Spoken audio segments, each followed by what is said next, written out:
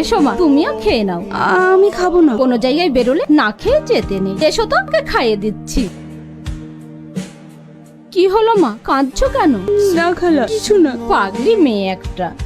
Sorry. হঠাৎ sorry কেন? আমি আপনাকে অনেক খারাপ কথা শুনিয়েছি, না জেনে আপনাকে অনেক খারাপ মানুষ ভেবেছিলাম। এতে আবার সরি বলার কি আছে? আপনি মেয়েদেরকে বিশ্বাস করেন না কেন? আরে না না, সেরকম কিছু না।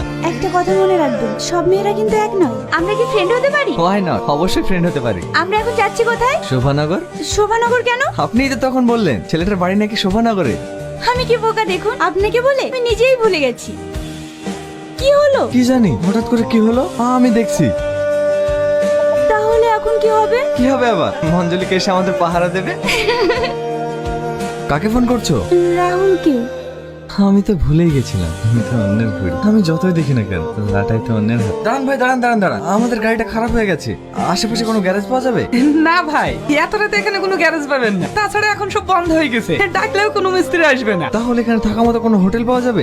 না না ভাই, এই গ্রামে কোনো থাকার মতন হোটেল পাওয়া যাবে না। তাহলে এখন থাকবো কোথায়? ভাবি, আপনাদের যদি কোনো আপত্তি না থাকে তাহলে আজকের রাতটা এই গরিব ভাইটার বাড়িতেই থেকে যায়। তাছাড়া এই জায়গাটা খুবই খারাপ, রাতে কেউ এখানে আসে না।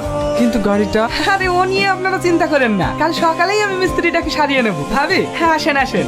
কই গো, দেখো আমি কাদেরকে নিয়ে এসেছি।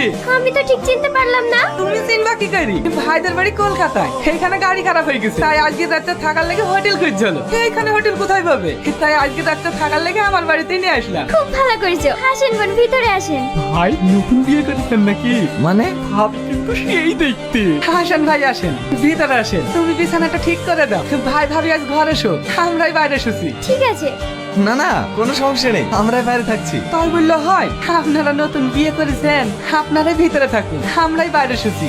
আমরা দুজনে একসাথে থাকবো? এটা রাজপ্রাসাদ না, এখানে আমরা কিভাবে থাকবো না থাকবো সেটা আমাদেরকে বুঝে নিতে হবে। আর তাছাড়া ওরা আমাদেরকে স্বামী স্ত্রী ভাবছে, তাই এক ঘরে শুতে দিয়েছে। তুমি উপরে ঘুমাও, আমি নিচে ঘুমোচ্ছি।